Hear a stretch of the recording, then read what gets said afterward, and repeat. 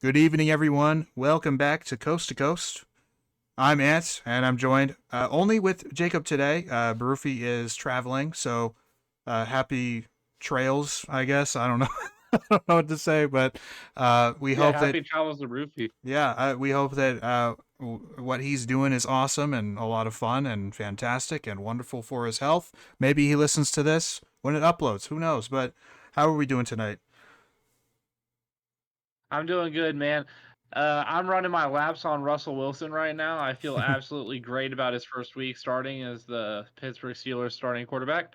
To all you Justin Fields truthers, lick my left nut, and let's get on to this episode, man. Wow. Feeling Starting off good. real hot. Fantastic. I love it. Yeah, so we had another crazy week of football, another very eventful week. A lot of shit went down, a lot of good teams lost, a lot of good teams won as well, and as the season goes on, we're getting a better and better idea of who the real contenders are. Uh, and so, yeah, without further ado, if we want, we can start with small talk if you want. I know you wanted to talk a little bit about a movie you watched this week before we get going here in the pickums. Yeah, so I actually watched The Maze Runner for the first time this week. I felt like it was a really solid movie. It kept me entertained the entire time. I couldn't take my eyes off the screen, which is rare for a movie to capture me that well. I felt like the entire movie had an amazing pace to it.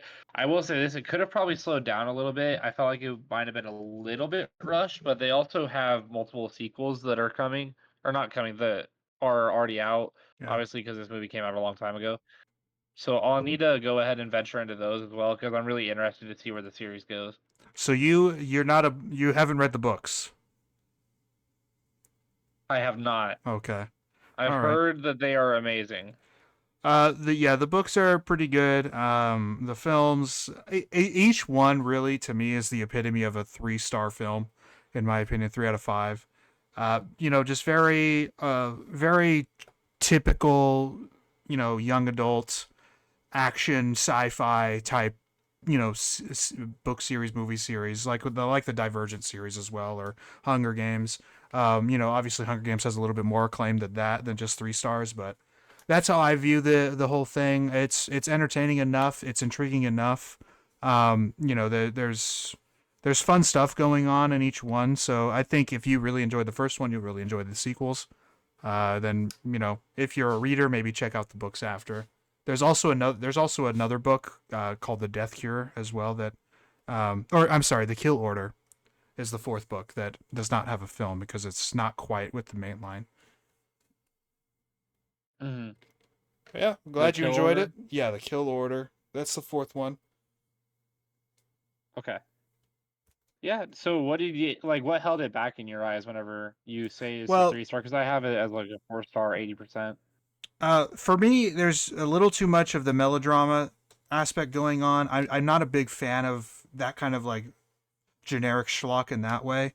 It doesn't captivate me. And if it captivates you, that's perfectly fine. There's nothing wrong with that. That's what film's all about.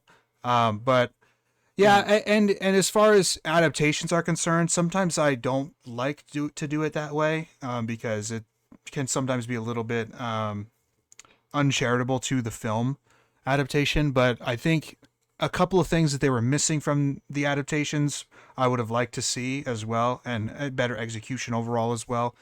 Uh, yeah, I mean, there's nothing really jarring or glaring that I had issues with. It's not the most cohesive piece in my opinion, and it could have been better given the Right. source material. That's And entirely fair, and I'm yeah, sure you're basing a lot of that off your experience with the book as well. yeah, So absolutely.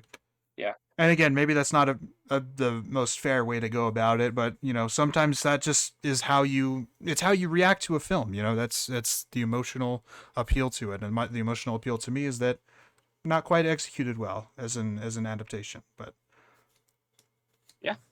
in certain I regards, a think lot of that's other ones totally are fine, and faithful.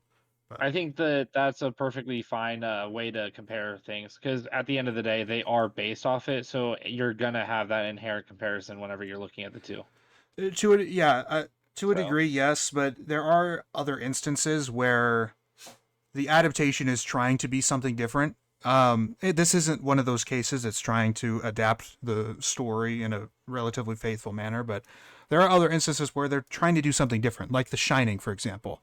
The book, the Stephen King novel, and the Stanley Kubrick film are very, very different in a lot of different ways. And as a matter of fact, Stephen King Yep. hates the Shining Hates film. The Shining. Yeah. So there, and that is because it's adapted in a way that it's not supposed to be faithful at all. It's creating different ideas, telling a very different story, really, with similar setting and characters. Yeah. Um, Doctor Sleep was a much more faithful what's it called? Adaptation. hmm. And I think that's probably part of why he really likes Doctor Sleep.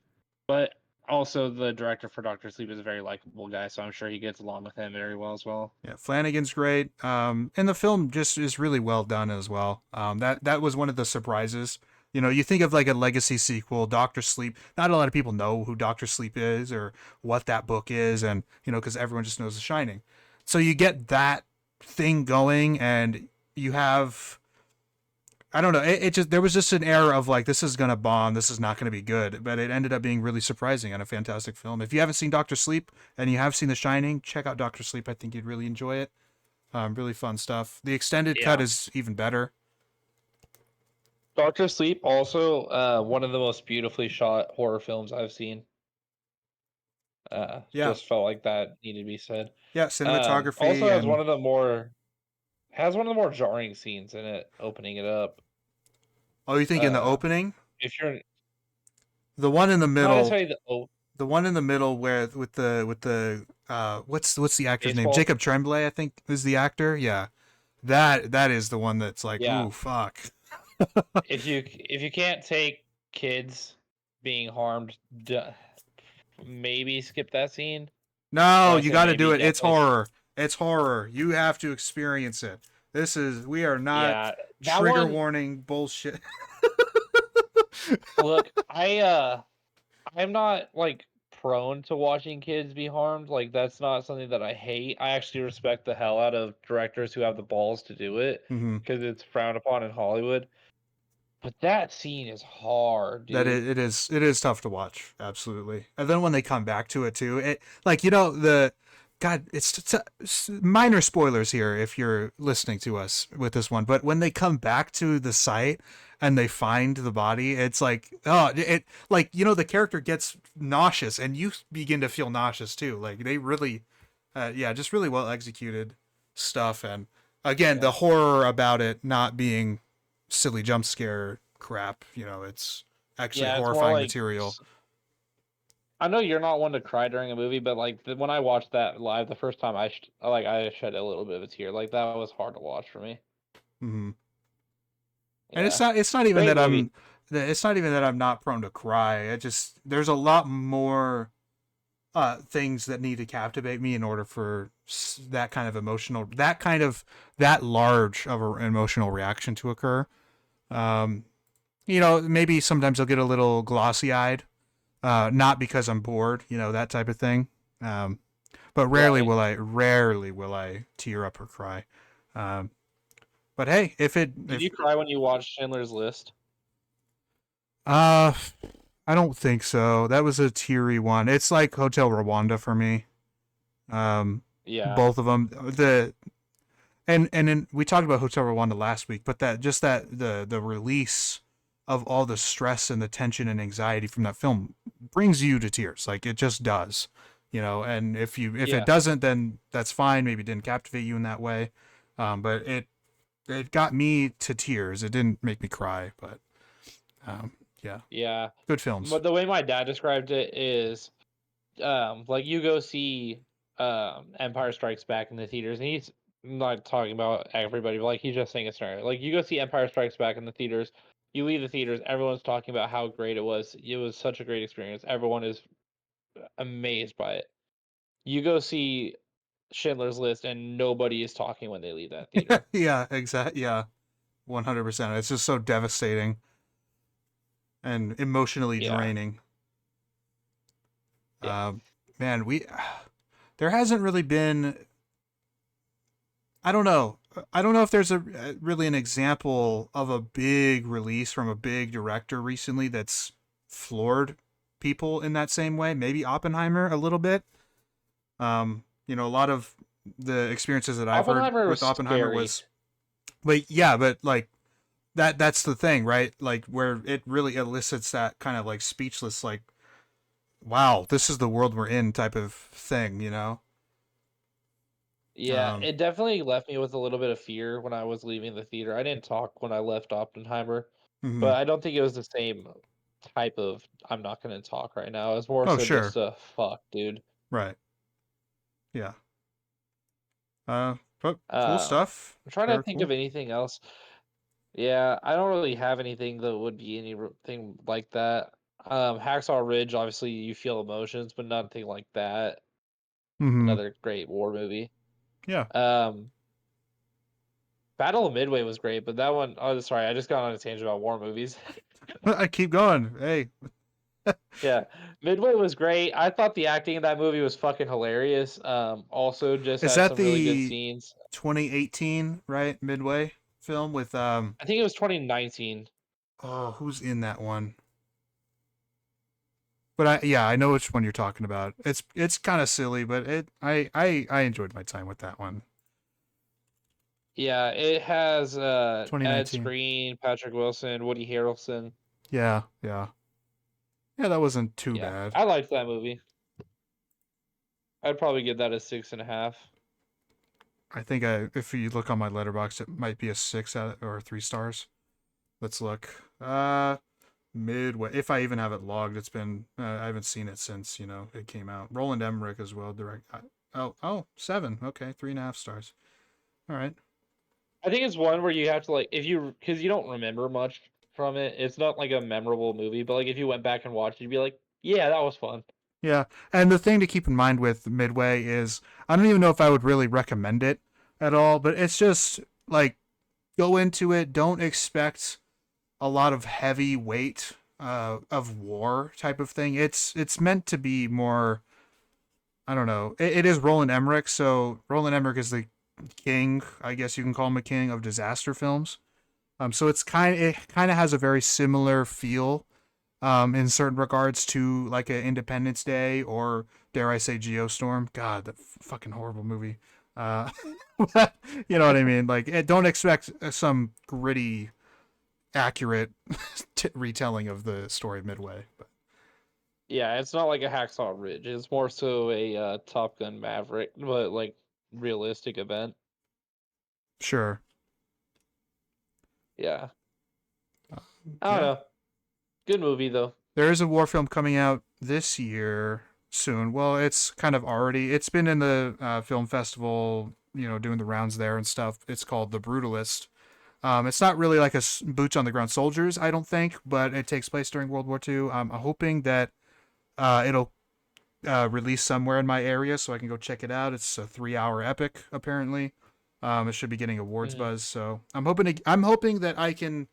Because last year I didn't quite do what I wanted. I got through quite a lot of the award buzz films, but I didn't get through all of them. I didn't. Maybe I might have gotten to half of them.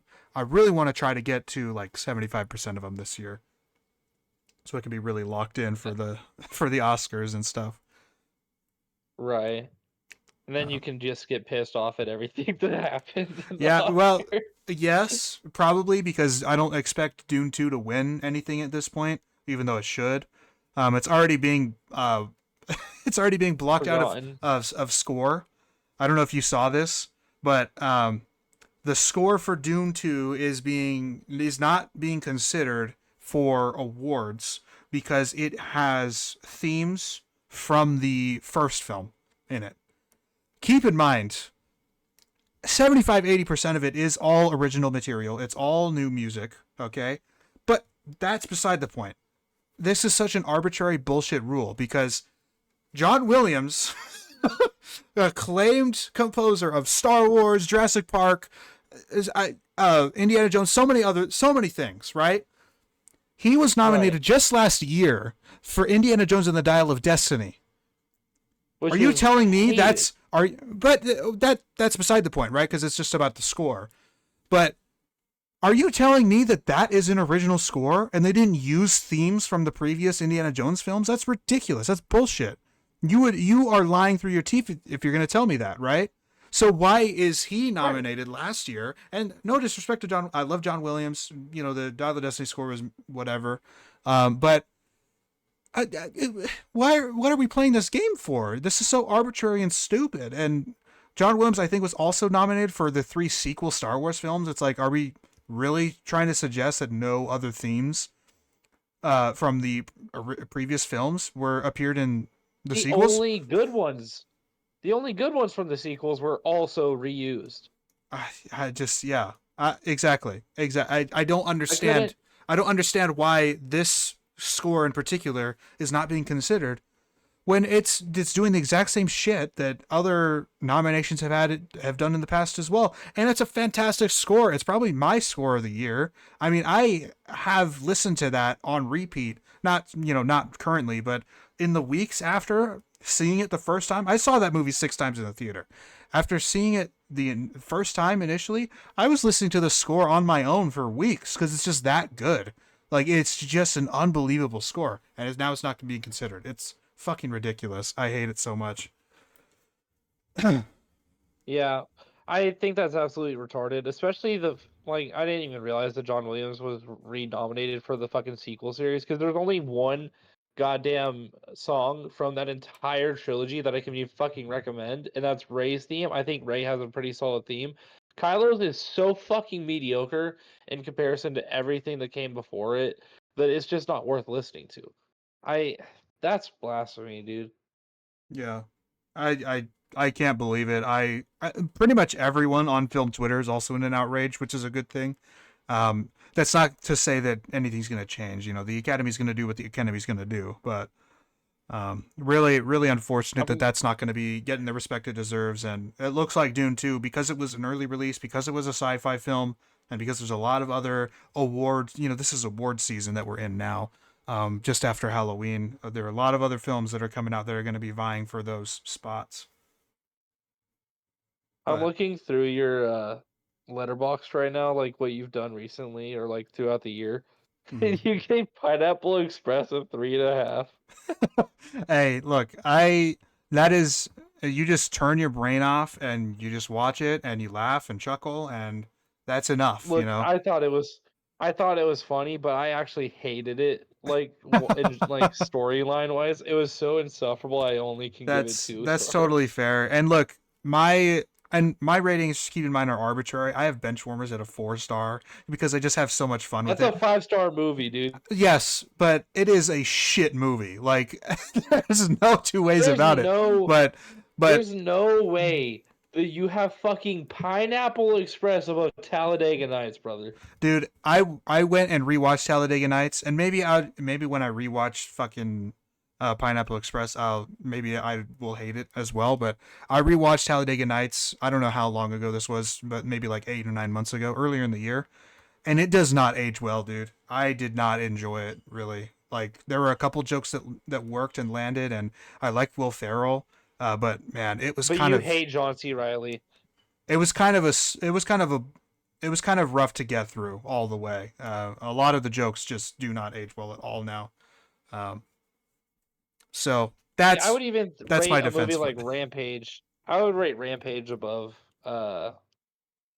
fucking Pineapple Express, but I also think Rampage is funny as hell.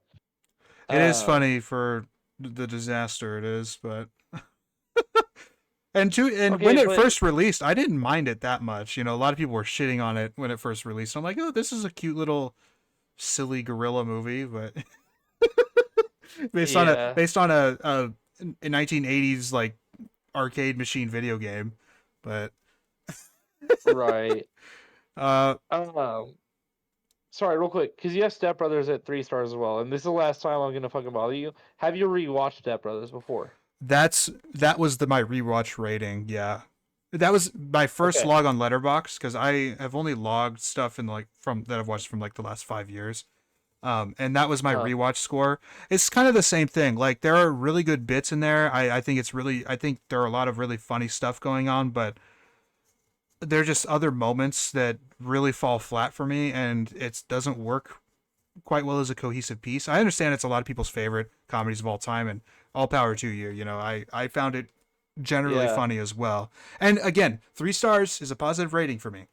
Okay, so I generally had a good time with it, just not nearly as to the degree of other people, including yourself. Um, And that's fair. I'm one of the I don't think that there's a lot of us around, but I'm one of the few who's probably seen Step Brothers over 100 times, and I'm that's that's not exaggeration. mhm. I I need to emphasize this because people are gonna call bullshit on that, and they do. But me and my cousin Justin have probably collectively seen Step Brothers around 300 times, and it's not because we sit down and watch it every other fucking day. It's because growing up, we had two TVs. We played split screen on one, and the other TV was going on Step Brothers every single time. And the whole fucking time. And what makes it so enjoyable is people will say, "Oh, well, knowing the joke makes it not funny." Opposite. Knowing exactly what they're going to say and then being able to say it to your friend who's sitting right next to you, it's just a next level bonding experience. So Yeah, I love Step Brothers there's definitely joy because in reading the lines, you know, with the actors. I see that. Yeah, and yeah, a movie that you yeah, grow up with too is going to be a lot more special to you, even if it's not special to everyone else. Now, maybe mine are more generally special to everyone else too, but like, I remember my whole childhood, like one of my favorite movies was the original Spider-Man, Sam Raimi's Spider-Man. And I could have watched that countless times throughout the day. There was one summer break where that was on the TV over and over and over again because that's just one of those movies. I can just put it on at any time I want, and I'm gonna have a great time with it. Same thing with the Star Wars, uh, uh, 6 episode saga. So, you know, grew up with the prequels, but also, you know, really still enjoyed the original trilogy at the time as well, in tandem with the complete right. saga Lego Star Wars video game. Uh, so those were those ones. There was even, you know, like even some direct to TV miniseries. I don't know if you know the Acceleracers. That's the Hot Wheels miniseries. That was my one of my favorite things ever for a long I grew time. up on Geo Tracks. Oh, okay, gotcha. Yeah, Yeah. that was my shit. We would build trains downstairs. We might have been autistic, okay? We might have had a touch of autism, bro. Hey, hey, hey, hey! A lot of men like trains. I've found. Yeah, Dude, especially when they get like as a kid, dude, that shit was so cool because you're like, dude, it's fucking moving on yeah, its own. and it makes the cool sound. Choo choo. Yeah. And then like it gets to the fucking Geotrax Master Station and be like, all aboard. Yeah, That that shit was so cool. yeah. So that Hot Wheels miniseries, and there's a feature length film as well. That if you did it chronologically, it goes before the miniseries, but those ones were always on. I mean, if I had a letterboxd account for my entire life, I wonder what would be the most logged. It might be Spider-Man at this point. I may Do you have log watched a that. movie after every watch now? I do after every rewatch. Yeah, Okay. I'll relog it. And sometimes it'll just be that I have nothing new to say, so I'll just copy paste my review. Sometimes I'll have something new to say, so I'll add it. And sometimes the score changes. You know. So that's how I go Fair about it enough. now. So I've probably logged Spider-Man. If I had the Letterbox Pro account, you know, the subscription, I could see how many times I've logged it, but I probably logged it a handful of times since I've started logging films. But genuinely, if I had one from my birth, that movie might have triple digits. Like genuinely, it's just so Dude, good. That and Shrek too. You know, Shrek might be up there. Um, Shrek 2, The Dark Knight I watched Spaceballs. over and over again. Yeah, really good stuff. Oh, Tommy Boy, that one was great Oh, too. dude, I love Tommy Bad Boy so guy much. in a little coat. That is such an underrated comedy. Oh man, Chris Farley Dude, gone too soon. underappreciated. Honestly, yeah, Chris Farley, one of the best. I live in a van down by the river. Yeah, That that's everyone's go-to SNL line from. Well, it's either that or him acting as the lunch lady while Adam Sandler is singing about sloppy joes. Oh yeah, yeah, That shit is so fucking funny, dude. I love it. yeah. He's a legend. Um, Absolutely. he was going to be. I don't know if you knew this. Fun fact: he was going to be Shrek initially. But he passed I away, didn't and know they that. changed directions to Mike Myers. Yeah. I knew he was going to be in Grown Ups, but then when he passed away, it was Kevin James Oh that well, took that it. I mean, unless they were planning to do Grown Ups a lot earlier. I mean, he passed away several years before Grown Ups. That could be wrong. It was something like that where Kevin James was the replacement. Because he passed away in '97. Grown Ups was like a decade later, Yeah, it 2010. wouldn't have Yeah. been Grown Ups then. I don't know. I Anyway, could be completely. Let me look through Kevin James movies. We can move on to football for now, though. yeah. Just before we do that, since we're on the topic of movies, I might as well talk about Smile 2 briefly. So I got to see it Yeah, today at the movies. Listen, have you seen the original Smile from 2 years I ago? haven't. I've heard Oh, it's okay. good. All right. So a lot of people really like Smile. I was not a big fan of it. I didn't find it offensive or bad or anything. I gave it. I'm pretty sure I have it at 2.5 stars, 5 out of 10, basically. And it felt like a very fairly generic um, horror flick with relying quite a bit on the jump scares, and the acting was fine in it. There was one, maybe two standouts in the film, and but it goes into a generic direction, which is a shame for the simple premise, or not the interesting premise that it was built off of. But I will say, after watching the second film, I can report and say that I really, really enjoyed this second film. This is a perfect example of a great sequel, in my opinion, to a horror film, an original horror. It basically ramps up everything, and it raises the bar on every aspect of the film. I think the scares, so they do go a little heavy on the jump scares in this one once again, but I think some of them are really delivered well still, and they do a lot of better job of maintaining tension even after a jump scare. You don't feel like you're ever really out of the woods, which is a good thing to have when that happens. So I really liked that. I think you talked about well shot horror, modern horror with Doctor Sleep, and I think this is another fantastic example of just some really, really beautiful stuff going on. Not only just like imagery and whatnot, and there's some great imagery in this one, but also the way they decide to shoot things. The film opens up with a really, really dynamic oneer that sort of not really ties up a loose end, because because of how the story of this demon is supposed to go, but it answers a question about the ending of the first film in the beginning of this film in a really, really cool and fun and well directed way. I mean, this one take is probably like 3 minutes long, and it's just really well executed. The acting is, I think, significantly better in this film. I think Naomi Scott, who's the lead, I think she was absolutely tremendous. It's one of the better horror performances of the year, in my opinion.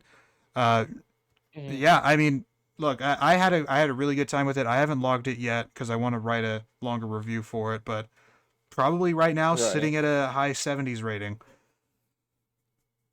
I will say this, as someone who hasn't seen either Smile movies, for how good the reviews have been on both, and I get you just said Smile 1 wasn't great, but a lot of people did enjoy it. For how good both of them have been review-wise in the public, they cannot make a fucking trailer to save their lives, dude. Their trailers suck. I am so uninterested in watching the movies strictly because the trailers are so obnoxiously bad, which That's is a fair. terrible excuse. But it's anti-selling the product on me. Like it makes me not want to watch it because That no, that I I totally don't get know. what you. I totally get it. There are some trailers for people that just really get on their nerves. Oh For man, you, it all was Speak No summer it Evil was too. all summer, all fucking summer. Speak No Evil, the worst fucking trailer I've ever seen, and it just would not leave. Every screening that I would go to in the theater, it's playing. I'm like, God damn it, man! But it ended up being a good movie. I think this might be the similar case for you. I would watch the original first. It's streaming somewhere. Maybe it's on Prime.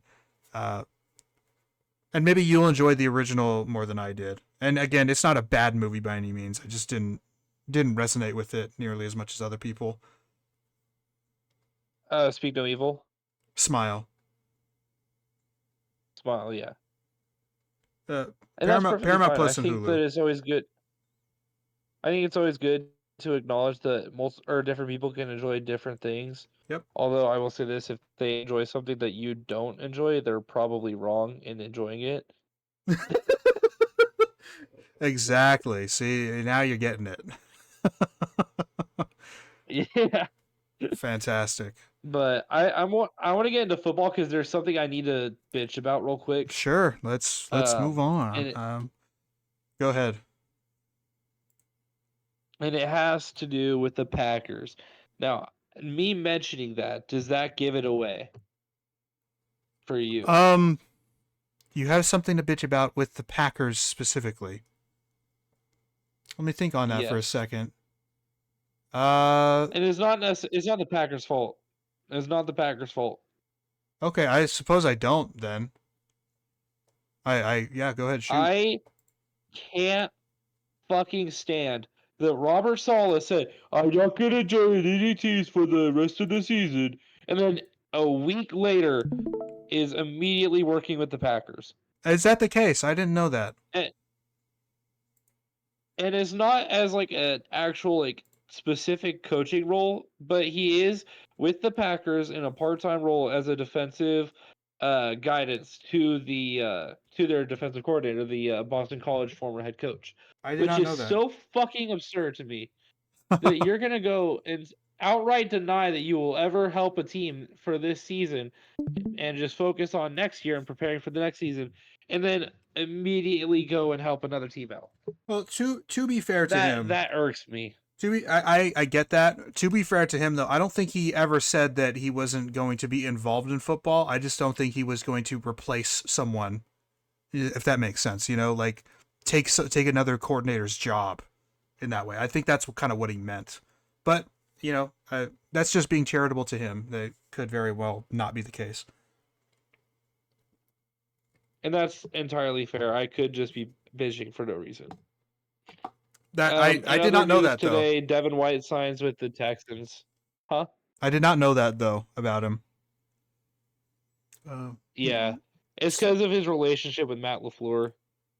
Yeah, I mean, yeah, that makes sense. The whole Shanahan tree has got really close. But yeah, so Devin Yeah. White to the Texans. That man, what Devin White's fall off is crazy. That's number one. Number two, I think this is a great fit though. One of the people that I wanted San Francisco to bring in the offseason on a really Was cheap Devin deal White. was Devin White, because I think he can be a really nice complementary piece to a really solid linebacker. And we had a vacancy with Dre Greenlaw injury. So I kind of wanted them to pursue White. They did not, of course, and the Eagles did, and he looked really bad. But the Eagles' defense isn't that great either. I guess I don't know. I mean, they played well against the Giants, but you know, Right. but Yeah, yeah, I think Devin White, his two good fits were both the Shanahan teams with the Texans and the Niners, which I guess the Dolphins are technically a Shanahan-esque team too, but not necessarily like defensively. Um, Not that he's a defensive coach, but yeah, I think that he's gonna be a good fit for them. He'll be a good complement to the rest of that defense if he can figure his shit out. Because right now he looks like he shouldn't be on an NFL roster, which is insane given where he was when they won the Super Bowl, and he's still so fucking young. yeah. He was supposed to be Outside of like a that, top D five. Hop gets He was supposed to be like a top five linebacker at this point in his career. You know, yeah, he's supposed to be a perennial top five linebacker, yeah. but yeah, nope. In other news, D Hop gets traded to the Chiefs. Amari Cooper and Devontae Adams both had touchdowns for their respective teams this year or this week, right? I don't Adams had a know. touchdown, I No, think. I don't think Devontae scored. He prevented a Okay. score. Well, He Amari Cooper had a he tackled that one defensive back that intercepted Rogers. Right, I think it was an interception. Uh, nice, 1 yard from the goal nice. line. It was pretty funny. Well, shout out to Devontae Adams for making a tackle. Larry Fitzgerald energy there. um, Other than that, I don't think there's any other major roster news. The Bucks receivers are going to be out for an a really long time. Mike Evans won't return until guessing week 11 is what Anthony said. Godwin's out for the year now after playing when he probably shouldn't have been. Yeah. Don't know why the fuck you leave him in that game.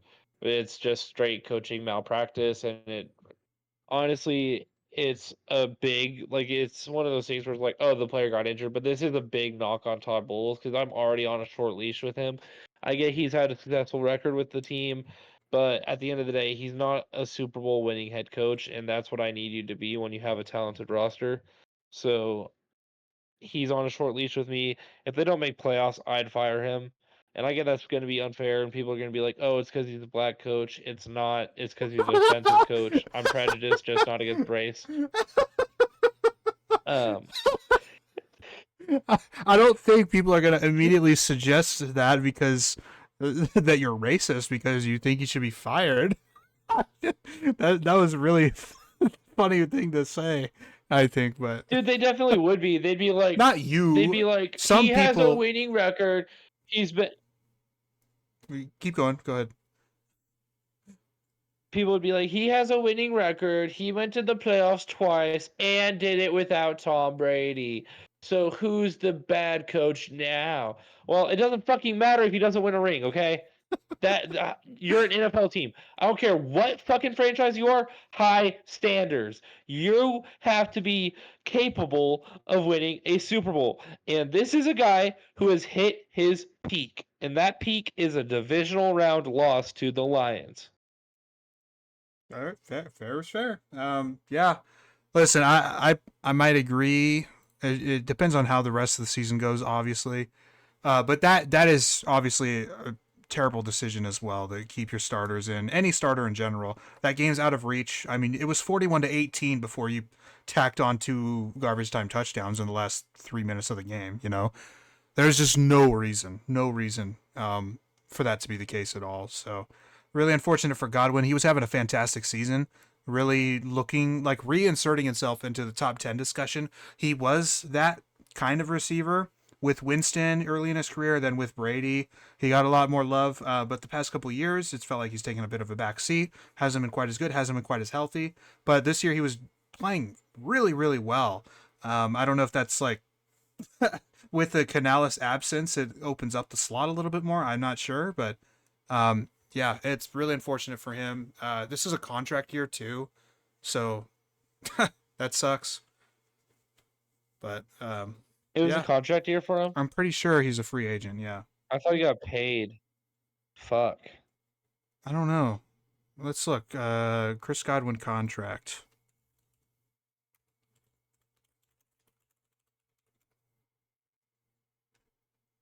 If it'll load. All right, there we go. Spot track. Love spot track. Momentarily.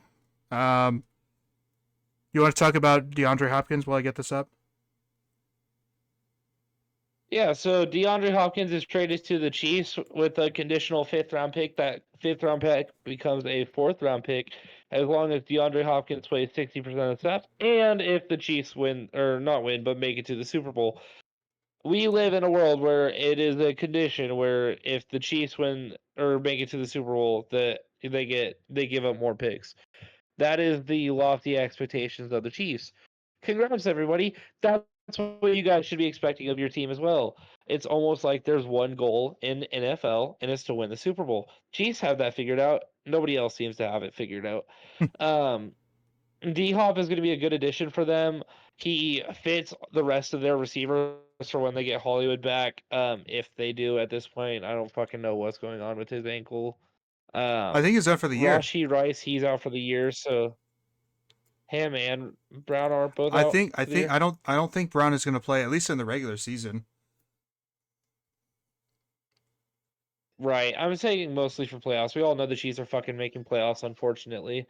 Um, so we're gonna have to watch Mahomes throw to D Hop, which I don't think this is that big of an addition for them. He'll be a good asset and he fits the rest of the team, but I don't think he's the star-studded player that everyone thinks he is. And when everyone was talking about Amari Cooper to the Bills or um fuck, who also got traded to Devontae Adams to the Jets. Everyone's talking about those trades, and they're like, "Oh, they're massive blockbusters. The Chiefs fucked up by not getting them." And now when they get D Hop, they're like, "Okay, the Chiefs are redeemed. They're fine." Which, let's be fucking honest, they're probably gonna win the Super Bowl anyways. On like it's that miserable of an experience where we're just like, "Fuck." Okay, the Chiefs are still probably winning the Super Bowl, but this is not that good of a trade from their GM here. They missed out on two much better receivers because they didn't want to pay premium price to have a guy who would actually be a premium level receiver. This is a not desperation move, but this is definitely a bottom of the bag trade. And I don't think D Hop on an expiring contract is necessarily worth a fourth round pick unless they do win the Super Bowl. So they have to do the very best possible outcome for this trade to be worth it, in my opinion. Listen, I think I just kind of disagree with you overall. I'm not out here saying that Hopkins is a top 10 receiver anymore or anything, but I think this is a really nice addition to their current room. They have a lot of slot guys, a lot of really shifty, smaller, quicker guys, and this is going to be a larger, more sure hands and sideline type of receiver that really could really benefit from a guy like Mahomes, and maybe they can establish a nice connection of trust there where, Mahomes can throw some balls to him occasionally, once or twice a game, just give him a go ball or something and chuck it up there and let him make a play. I think that could be huge. I'm not it's obviously not a blockbuster like you said, like the Amari Cooper or Devontae Adams trades were, but I think the conditional fifth is fantastic for both sides. Honestly, the Titans get out of that deal with something before it expires in the off season, and it can become a fourth for them, which is a fairly valuable pick, in my opinion. You can get really, really solid players in the fourth round at the start of day three. And then for the Chiefs, that again, similarly to it's a fourth round pick, which is good. It's also only a fourth round pick. You're not breaking the bank on an aging rental receiver, and that's what it's going to be at the end of the day. It's going to be a rental. He's not going to be around next year on Kansas City. I would be shocked at least if that were the case. So I think this is going to be beneficial for the Chiefs. I don't think you necessarily said it wasn't going to be, but I think it was a good move. I was hoping, honestly, that San Francisco would give him a call because that he will kind of fulfill that Ayuk outside receiver role that we are now, missing because Ayuk is out for the year. But yeah, I do Yeah, have Chris. my Go ahead. I guess this is unfair, but one of my biggest issues with this is the fact that the Chiefs just didn't fucking sign him 2 years ago when he was a free agent, when it made all the sense in the world for them to. I that's another thing because they could have just had him without trading that pick, and I guess that's hindsight 2020. They won the Super Bowl regardless. Which this is a thing that's unique with the Chiefs, where everything comes with the caveat of, well, they can kind of do whatever the fuck they want because they're gonna win the Super Bowl anyways, Mm-hmm. and it's just hard to talk about trades with them. Yeah, I understand.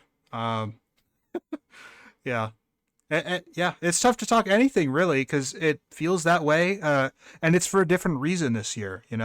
It's not Mahomes, being an alien on the field and making unreal plays and They game-winning just keep drives and fucking whatnot. winning. It's They keep winning. They escaped with some early in the year. I think they're finally becoming a convincing undefeated team, in my opinion. But it's their defense. I mean, this is in my opinion, this is easily the best defense in the NFL right now. They stop the run at an elite or at least at the worst high level. Their linebacking core is fantastic. Nick Bolton is tremendous. Leo Chenal is also going to be a huge hit at the position. Their secondary, their pass defense in general is also fantastic. That's where Spags makes his money right there, is in the secondary. He breeds cornerbacks like rabbits, you know. Uh, and so they continue to ball out. The pass rush is also fantastic. Chris Jones is just a monster on both, on both fronts there. Um, that's how they're gonna win this Super Bowl, if they, assuming they win.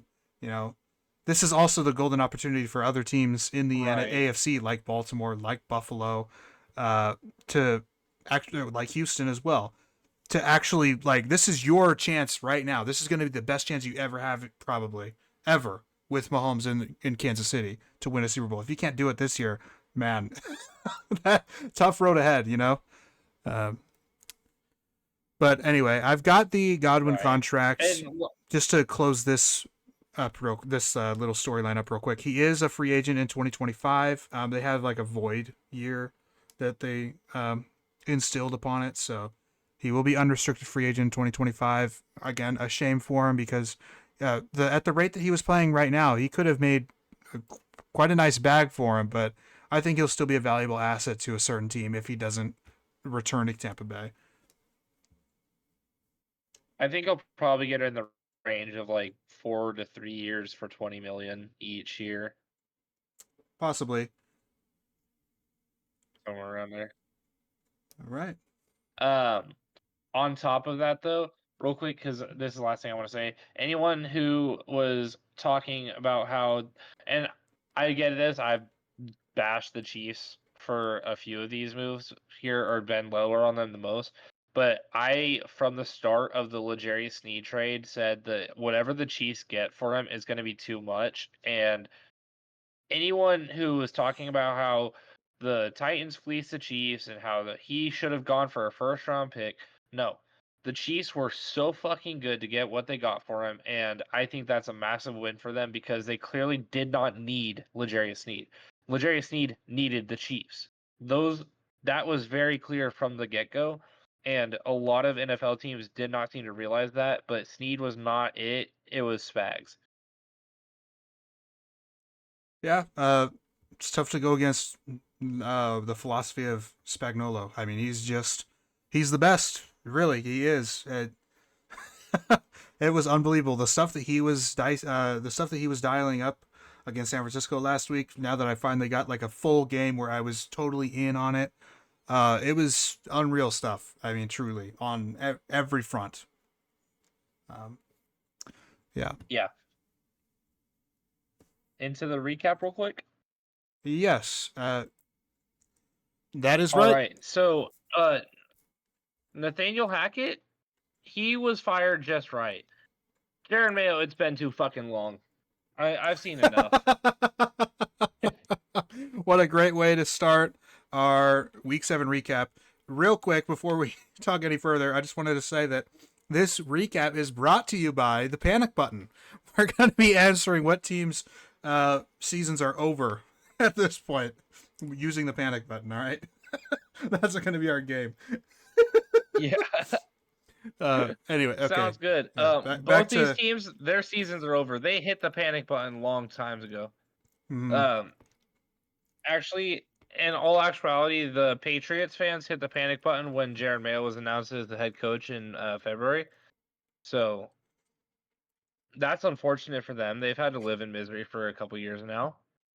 Nobody cares. Drake May will be good, so hopefully they don't keep Jared Mayo for another year, and they can acknowledge that this is not a head coach. Because the experiment just didn't work out. Sorry, Robert Kraft. Fuck you. Also, as far as Doug Peterson goes, his his play calling in this game is. You watched it, right? no, I did Were not you able to watch the watch this London game? game. Nope. I was not getting up at Okay, so 6 a.m. for this game.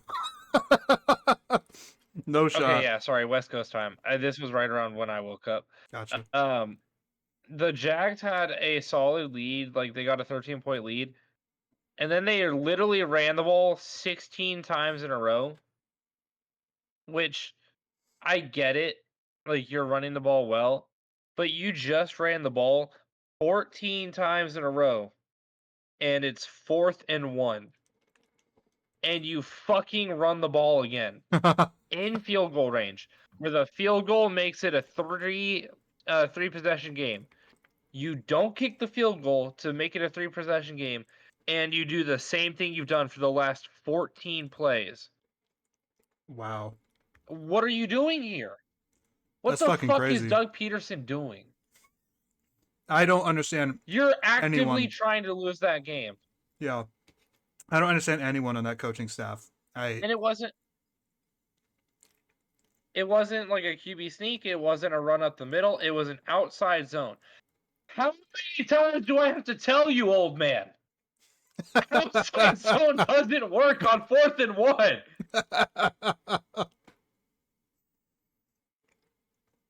I feel like we say it every week, you know? Every fucking week. And There's usually it's involving the there's an Jaguars. outside zone call every week. Yeah. There's an outside zone call every fucking week on 4th and 1. And every fucking week it gets stuffed. What are we doing here? Yeah. Yep. Your Oh guess is my as good as god. And mine. not only was it an outside zone run, they ran it at Keon White, the only good run stopper on the fucking Patriots. What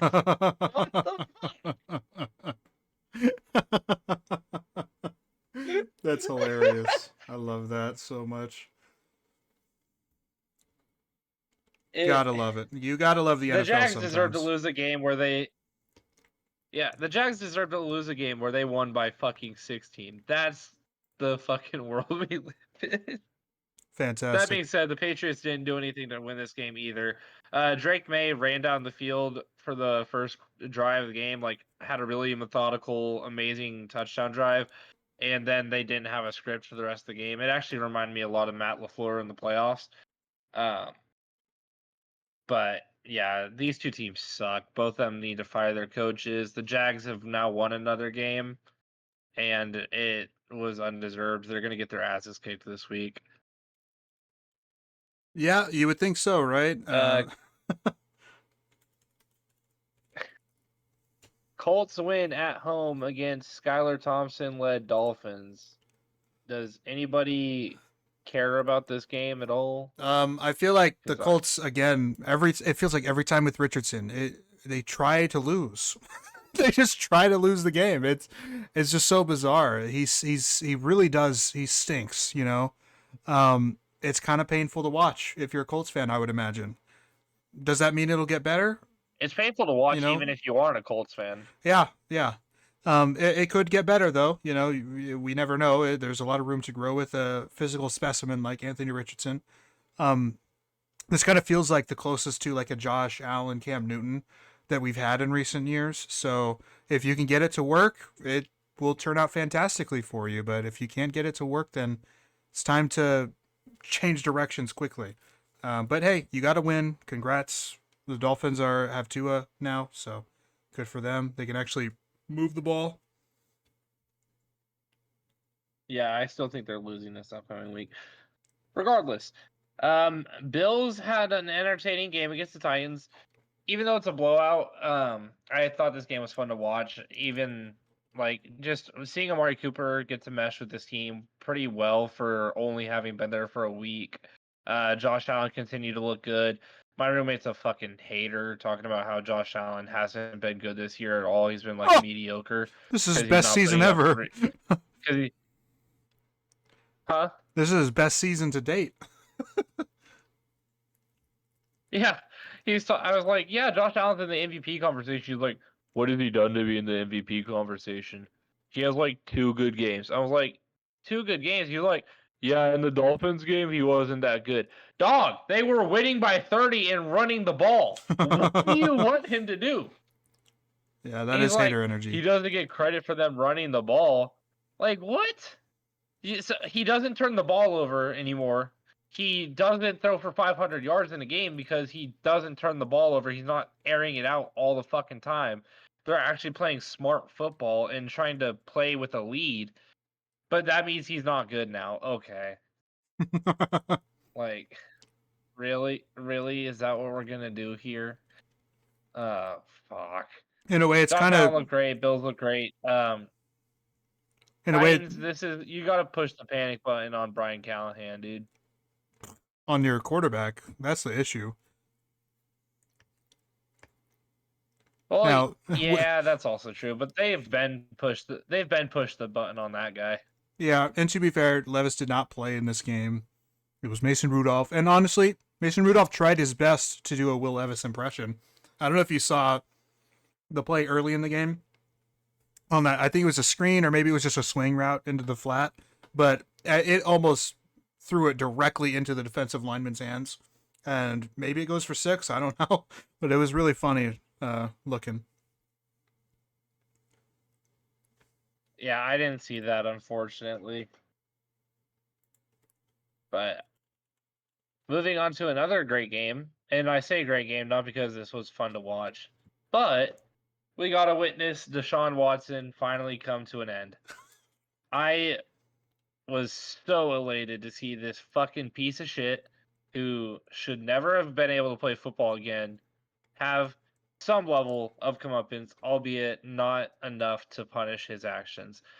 This torn Achilles is great for the game of football. Hopefully, the Browns will actually be entertaining to watch again.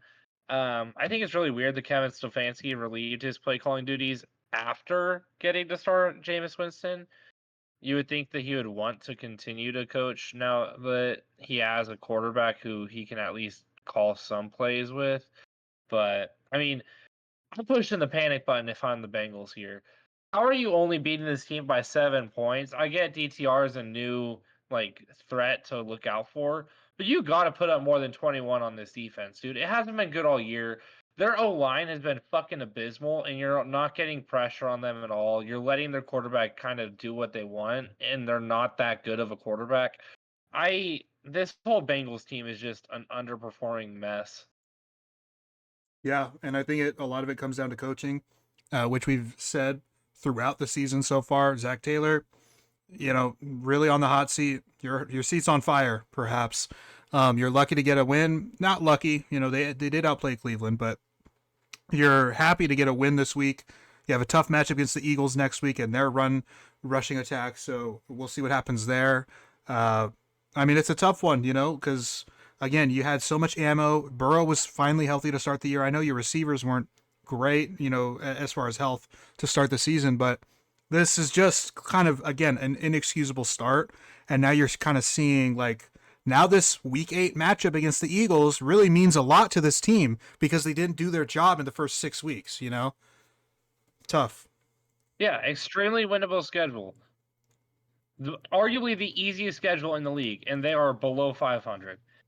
It's it's embarrassing. This team sucks. Not like talent wise, but coaching wise. I hate it. Um, in other news, 2 teams that have not been fun to watch were actually very fun to watch. A game where everyone thought it was going to be a total stinker and snooze fest, and no one was thinking it'd be even remotely enjoyable to watch. I thought this was a great game. Not competitive, but it was very entertaining. I gotta watch Russ cook, and I'm not a Russ fan, but I am a Justin Fields hater. And by God, did I get satisfaction out of seeing Russell Wilson do much better than fucking Fields has done? Oh, well, and look, I get it. I was cherry picking at the start because at halftime, Russ had put up 14 points. Guess what? Fields hasn't done a single time in his 6 games starting this year. Put up 14 points in the first half. So I was texting my friends because I had 2 buddies who were like, "No, you shouldn't have taken Justin Fields out of the game because Justin Fields is 4-2, and at the end of the day, he got you there." No, he didn't. No, he didn't. Mike Tomlin and that defense got them there, and they were winning in spite of Fields. And I was right. And so I was running it up on them, saying, "Oh, well, Russ put up 14 points in the first half, something the Fields hasn't done all year." You're cherry picking, dude. Are you really going to go off first half points? Guess what? I don't have to. He put up 37 in his first start against a really good Jets defense. Do they have Robert Saleh? No. It doesn't matter. The team is still very talented on both sides of the ball, and they controlled both sides as the offense and defense on this team. Their quarterback looked good. He threw the ball downfield. Did George Pickens make excellent catches? Yes, he did. But you know why he made those excellent catches? Because Russ fucking threw the ball to him. Yep. Yep. That was It- exactly what I This, was about to say. There's a lot of there's a lot of this sort of mindset where, even if it's not a perfect ball, the idea of getting just trusting your teammates and allowing them to make a play, giving them a chance. You see that a lot with quarterback and receiver duos that have really solid rapport and have been playing with each other for a long time. Like I mentioned earlier, with the Rodgers Devontae Adams connection that we could be seeing. This could be another example, and they already are hitting it off clearly. Russ is giving his teammate a chance, and George Pickens, one of the better receivers in the NFL at spectacular catch, contested catch, sure hands, all the above, really. He's letting him make a play, and he's making plays. So good for Pickens. I'm not a big Pickens fan, but he's playing really well. yeah, as a person, Pickens sucks, dude. That guy had so much fucking issues in college, Yeah. but that pissed me off too. Because my fucking coworker, who, granted, great friends with, mad respect to you, Tim. You're full of shit when you're telling me that Pickens is bailing out Russ. He's not bailing him out if Russ is making the decision to throw to him. Is it an underthrown ball at times? Yes. Is he still throwing him the ball? Yes. You know what Fields wasn't doing? Throwing him the ball. When he would, guess where it'd be? Out of bounds. So I don't know what the fucking discussion is here. Fields isn't good. We Yep. can put a cap on that now. Yep. Completely agree But with everything you said. Except for the Jets defense part. This on paper should be a good defense, but man, they miss Sala. I mean, Jesus Christ. The difference in week 4 versus week 7 defense is kind of as astounding, really, in my opinion.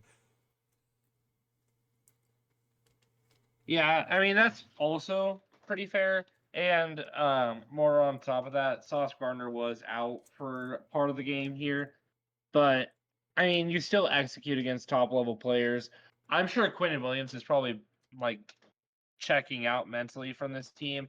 You have to be some level of pissed off whenever you sign an extensive contract with the head coach, and then immediately the head coach gets fired. Mm. So I would like to see him get traded. Whether they will or won't is entirely up to the Jets, but they should be shopping him. I disagree. And Even if they he's checking also, out a little bit, I don't think that that's a player that you should shop. That's a guy that you build a defense around, really. Him and Sauce, I think that's the future of the defense. But you're right about him being a little maybe pissed off about Salah's firing because, I mean, really, Quinton Williams was a fine player before Salah, but Robert Salah is the reason Quinton Williams is the star defensive tackle that he is today. Like, really, it created just that defensive mind created so much more opportunity for Williams to be great, and he was able to execute on that opportunity. So seeing that aspect of it go, I'm sure, yeah, really upsets him. and that's entirely fair too. Like I was one who was in favor of firing Sala, but not this early. I don't think they benefit from him being fired mid-season. And I'm for mid-season fires, but this wasn't the one to make, dude. Right. Um, Not much to say here. The Saints are arguably the worst team in football if the Panthers didn't exist. Um, Bo Nix didn't look good in this game at all, and they still hung 33 points. So, I saw what does everyone. that say about Dennis Allen? Yeah, I saw everyone clown Yeah, the fucking on throw. Knicks for yeah, you know exactly which one. How he could perfectly level layer We it were talking in about, between his shallow receiver and and his me and deep my receiver. talking about that too. Yeah. Yeah, we were watching that game, and and you hear Chris Collinsworth, and you're like, he totally airmailed his receiver in the flat. How do you do that when he's that open? Dog, what he did is he underthrew the guy in the corner. He was going for that corner route and did not set his feet, and then just tried to float it up there, and it just sucked. He completely underthrew a guy who was open by 15 fucking yards. By the way, how do you have that many names on your secondary and they can't cover, dude? This Saints team is an enigma of talent looking like cut worthy. You have Tyrann Mathieu, you have fucking Paulson Adebo, you have Alontae Taylor, you have Marshawn Lattimore, and you keep getting cooked every fucking week. Every week. It's not even close. These receivers are wide open. They have no fucking skill, and they are still getting wide open. What are you doing? How is it this bad? How does Paulson Adebo have so many fucking flags thrown on him every week? He Mm-hmm. gives other teams first downs so many times to the point where when he got injured, and this is wrong, I don't want people to get hurt. I don't want him to get injured. But I low key had a tiny smile because I knew that we wouldn't be giving up first downs on holdings that weren't on the opposite fucking play, like opposite side of the field from the play. And look, I'm sorry, I shouldn't be smiling about that. I hope he gets well and I hope he doesn't feel that much pain through this injury. But his level of play is such a step down from what it was last year that this whole team just infuriates me. Yeah, it's tough, especially when I'm you checked out. started 2-0. I mean, you beat up on the Panthers and Cowboys, but they were so dominant. It felt like at least one side of the ball was gonna be right every week, you know. But in the past 3 weeks, Yeah, 3 or 4 weeks, neither side of the ball has been right. And 5. part of it is due to injuries and whatnot. Derek Carr is out. He was playing really well actually for a large chunk of the season that he played. Um, now your receivers are in big trouble. Your receiver room, Shahid out for the year. Olave's banged up. Your offensive line, that whole interior offensive line, and that's ultimately what made me change my pick is because I thought back again to that Chiefs game and how immediately every single time that the interior defensive line of the Chiefs was able to generate pressure on Derek Carr. And it's because, I mean, genuinely, you see some of the tape on this interior offensive line. It is some of the worst football I've ever seen at the NFL level. And yes, I know they're all Because they're backups and practice stuff. squad guys. Right, right. And that's because they're injured, but I also don't understand how you don't cultivate enough talent to where you have depth at a really important position. But anyway, that's beside the point. Yeah, Saints. Especially from a team that used to be really smart about replenishing offensive line talent before it became a problem. Right. You have the same GM. Like, this guy is the guy who's been drafting O-line in the first round for years. Mm-hmm. Ryan Ramczyk, Cesar Ruiz, Eric McCoy, Andrus P. This is what he does. He had Larry Warford and replaced him with Cesar Ruiz. Like, he prioritizes the offensive line and still can't fucking build one.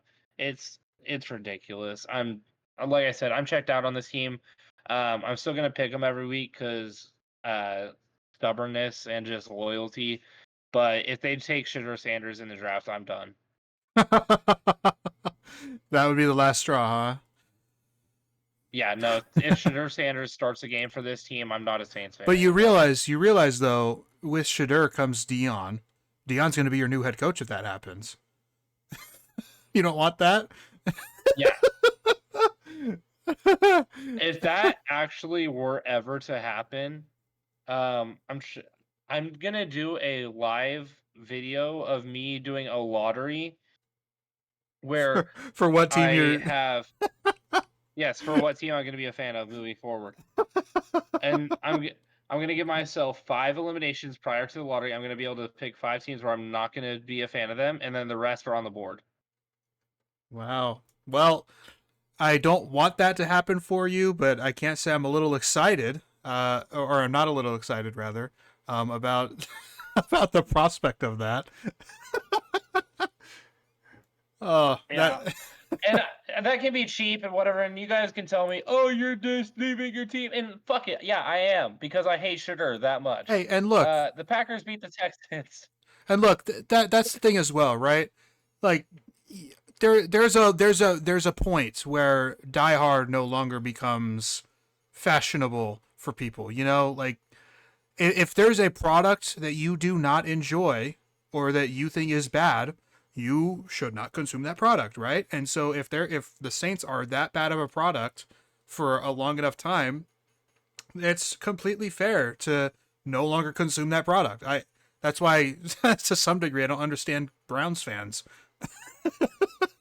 I mean, you have another team in Yeah, Ohio. It's just, it's not like they're much better, historically, but I mean, I don't know. Anyway, yeah. I mean, at least lately they've been exciting. Fuck yeah. You have a couple Super Bowl Cincinnati. I mean, appearances in the '80s. Uh, anyway, uh, yeah. yeah. The Packers beat the Texans. Great game. Preview of the Super Bowl. I hope Oh, because this is the Super I Bowl. hope that This is the the Super both Bowl teams play matchup I'm better. cheering for. Because the Texans were pretty bad, honestly, in this game.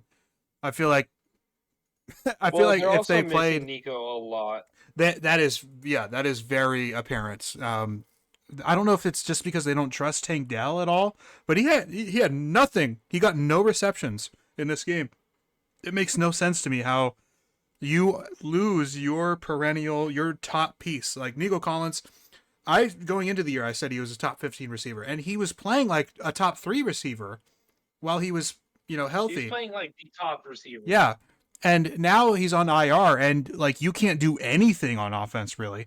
CJ Stroud had 83 passing yards in this game. Like what the fuck? Like, and again, it's all of the issues that I thought we had gotten away from against the Patriots. All the issues came back. Can't put up 6 points. You're settling for 3. Your drives are ending at midfield because you go away from what got you to midfield in the first place. The first couple first down conversions. Little things like that just really bothered me about this offense. And yeah, CJ Stroud was bad in this game. Um, good on the Packers though. Jordan Love had a couple really pretty throws in this one, so it's nice to see him kind of get going again.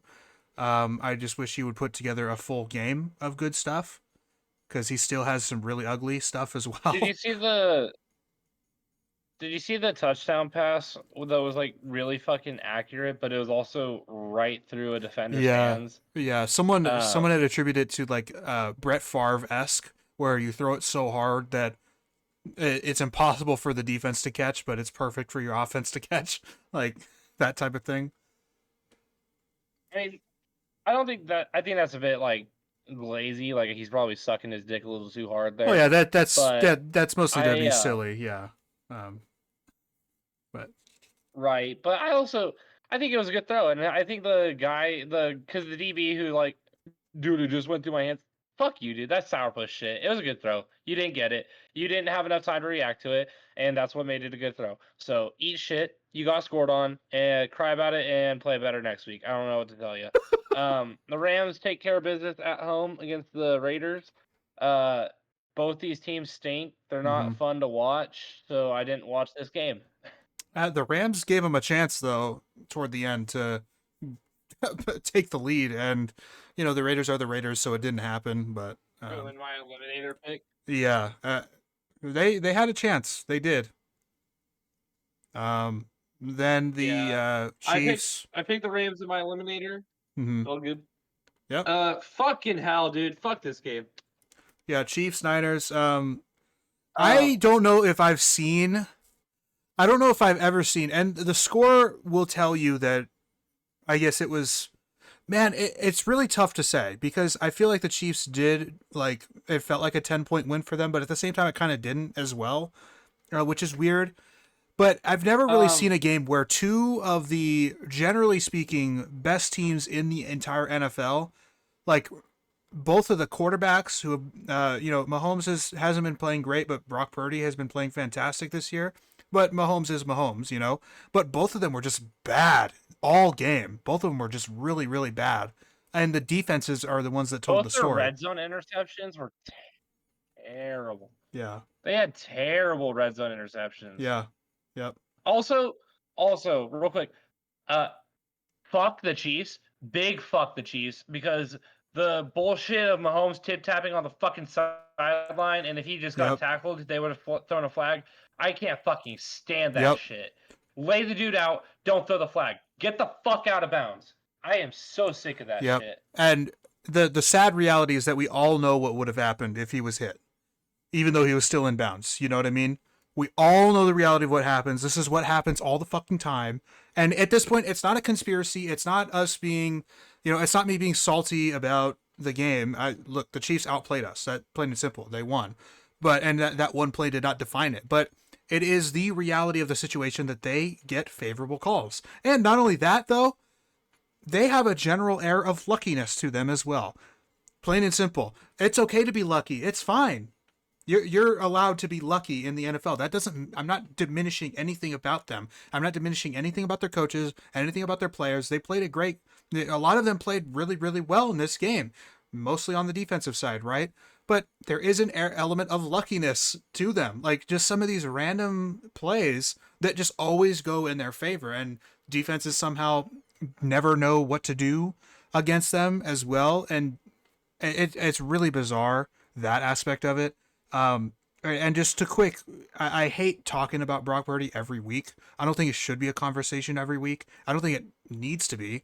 But we're at the point again where it's all confirmation bias for all of the naysayers. Where, wow, he had a bad game. Do you think the Niners should get rid of him? Do you think he's worth a contract? It's like it's one bad game. I mean, every quarterback has had a bad game this year, except maybe Josh Allen and Lamar Jackson. I'm sure you've seen the fucking report where it's like Kyle Shanahan just lectured Brock Purdy and Brock Purdy did nothing but nod. That's a bad news in the San Francisco organization. No, it's fucking not, dude. That's just coaching, dude. You shut up and you nod. That's literally all it is. I think, There's and nothing more to again, it. that is a perfect example of just confirmation bias. You are looking for any way to confirm your preconceived notion about this thing without ever looking at the rest of the evidence about it. There are many times throughout Brock's career that they have a fantastic connection. They're hugging on the sideline. They're both smiling. Look at the NFC Championship, the way that they closed out that game, right, last season. Why didn't we talk about that report then? We're only talking about it now when it seems a little bad, Again, it's just every little aspect of this discourse is just so dumb. Can we not just accept that for 6 weeks throughout the season, he's played fantastic football, and for 1 week he was really bad against the number one defense in the NFL? Can it not just be that? Every team, every quarterback has had a bad game except Josh Allen and Lamar Jackson probably. Mahomes was bad in this game. He has a track record of being great too. Brock Purdy does as well. Why are we not criticizing other quarterbacks for their bad play? It bothers me as a Niners fan because I like Brock, but I think it should bother a lot of other people as well who are just fans of football, because this is just, again, diminishing a player for one bad game when they have a history of being great. And it makes no sense. There's no reason to overanalyze, and that's all the Brock Purdy talk is overanalyzing. Yeah. I'm glad I did see the Colin Cowherd thing where he hates Brock, but also he, again, talked about how, oh yeah, this is just not a franchise quarterback. Clearly he lost against the Chiefs. I'm obviously summarizing and stuff, but then his I don't know what you would call it, number two, basically Jason McIntyre is now his number two on that show, and he stood up and defended him. So thank you, Jason. Thank you for being someone who actually has a brain in the NFL media sphere. I have not even tried. I haven't even looked to Nick Wright's take on this game. I'm sure he's all for glazing Mahomes and all for shitting on Purdy. So I'm not bothered by Nick that. Wright lives with Mahomes' balls in his mouth. Yeah. Yeah. Dude, have you seen the fucking edit where it's the Talk to a girl and she's fucking it's a clip where it's her saying, "What is the biggest thing that turns you on?" And then cuts to Chris Collinsworth. He's like, "Oh, for me, it's yeah. Patrick Mahomes." Yeah. Yeah. That's a good one for sure.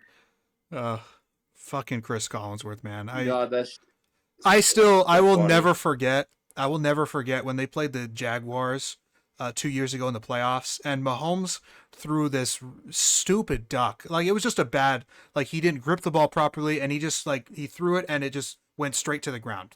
Didn't grip it properly, whatever, blah, blah, blah. And Collinsworth somehow managed to talk about how It was such a great play, heads up play by Patrick Mahomes because he saw the defender pursuing the receiver he wanted to throw to, and instead of making the throw, he decided to just throw it at his feet or whatever. And it's like, dude, what? Like, it's, What the fuck is that glaze, dude? if you haven't seen that, I will try to find it for you because it is unbelievable. But yeah, That's so fucking funny. Speaking of great quarterbacks who we don't criticize, Lamar played good against the Bucks. yeah, man, it's crazy because he's won 2 MVPs, and yet this is his best season, like pretty solidly. Yep. Easily. So I would, if the season ended today, I would not be mad if it was Lamar or Josh Allen. You know, I think those are the front runners for sure right now. I think anyone who has Mahomes in that category right now is smoking crack. I like. We have never. We How have. the fuck is he the? We have never, ever. Well, maybe we have in the past, but in recent precedent, we have never just given it to the guy we think is the best. It's always been the person who performs the best. And he is not performing the best. He's not performing like a top 10 quarterback so far this year. So why He's exactly? not being the most valuable player. Exactly. Why? You know, anyway, enough of that bullshit. The Ravens continue to dominate NFC opponents. The Washington Commanders made it interesting last week and almost pulled off the upset there. Quasi upset. You know, Ravens were favored, of course, but it was. I'm glad it was a close game last week, but this one was a shellacking. You know, the Bucks looked good on their opening couple drives, but Baker threw that really bad pick in the end zone. That kind of changed momentum a lot. Then the Ravens didn't get really Derrick Henry going in the first half, but once he got going in the second half, the game was kind of just over Mike at that Evans point. also had that draw. Yeah, the dropped touchdown, and I know he got injured on the play, but the way he flopped like a fish afterward was kind of funny to me. But then I, very quickly stopped laughing because he got injured. But yeah, tough scene for the Bucks. Look, they're, as long as they can somewhat stay healthy, I think they'll be a competitive team. Baker Mayfield, he had a couple ugly plays in this one, but I think he's still certainly a capable quarterback and a very, very good one so far this year, generally speaking. Outside of the Todd Bowles situation, I don't think they have too much to worry about. They have depth at receiver, so losing Godwin is going to suck, but I don't think it's going to be game changing. The Mike Evans one might hurt a little bit more. Up right now. Trey Palmer, I'm excited for Jalen McMillan to get some more touches as well. So they've got guys still, and they'll just lean on the run more. Yeah. Right, and if we were going to give out superlatives for the teams, it'd be for the Bucks anyways. It'd be they have the best running back room, so I think they'll be fine offensively. Right. Okay, and then the other Monday night game. Cardinals take care of business. I think we not really picked though. The Cardinals, right? No, I picked the Chargers. Oh, did I? Now I don't remember. I picked the Cardinals. Maybe I think you did pick you did because you chose the better coach, better quarterback. That's right. Yeah. Why is it not showing up on here? Hold on. I picked the Cardinals. I did. I thought. Yeah. Sorry, go ahead. I thought Kyler Murray would have a good game against a not great defense here. Instead, I was wrong. The Cardinals just ran the ball pretty much the entire game. Yeah. I mean, did they take care of business? You can argue that it was shoddy, but I mean, they won the game. I mean, that's all you really got to do. Yeah, You're not I guess a great so. Team right now, you're just trying to get wins. Right, I guess so. Look, the Herbert discourse is going to be kind of going wild after this one, and it kind of is already. He had 350 passing yards, and they didn't score a touchdown. They had 5 field goals. So that's a bad look. That kind of sucks. Money Badger? Sucks for sucks for Herbert. Sucks for the receivers too. The one receiver who had the fumble in the end zone on that one play was just like unbelievable. Like, what the fuck? How do you not hold on to the ball there? Little shit like that through a lot of it. I think also, one thing I did want to mention about the Ravens Bucks, not that it really mattered too much, but how do you take away that touchdown? That defensive touchdown? How? Which one? Wasn't that touchdown taken away? The Zion McCollum fumble 6? Because they ruled it was a forward pass or something when it was very, very clearly a backwards pass. Oh, I didn't see that one. Let me look that up on Twitter real quick. Yeah, it was fucking ridiculous. I don't know how you fucked that up. But anyway, that wasn't associated with this one. The other thing, they did have a bad officiating play in this one though. That ugly Marvin Harrison Jr. drop at the end of the game that they got bailed out on the unnecessary roughness. I think that is one of the worst calls of the year. So Go ahead. the touchdown wasn't called back, or wasn't called an incomplete pass. It was ruled down by contact when he picked it up, Oh, which is still pretty. That's still a reach. yeah, absolutely. Because if you watch it back, he didn't have possession of the ball until his knee was up. Yeah, yeah. Although They still I can botched it in see my the opinion. still image where they're arguing it. I I still can see think they the botched. still image where they're arguing it though. Okay. But Maybe I stand corrected then. regardless, Yeah. Anyway, I'll send you the clip because I think it might change your opinion on it. yeah, I didn't see the replay stuff. I just saw the play live. So, but yeah, maybe I stand corrected. Anyway, still that unnecessary roughness penalty against the Chargers at the end of the game there, it didn't hand the Cardinals the win, but it certainly helped. And I think that is just such a travesty of a call. I don't know. I don't understand how you call that unnecessary roughness. The dude whiffed. I mean, there is like an ounce of contact on that. That's number one. Number two, Marvin Harrison Jr. is in the air. He jumped for that ball, which was a body catch.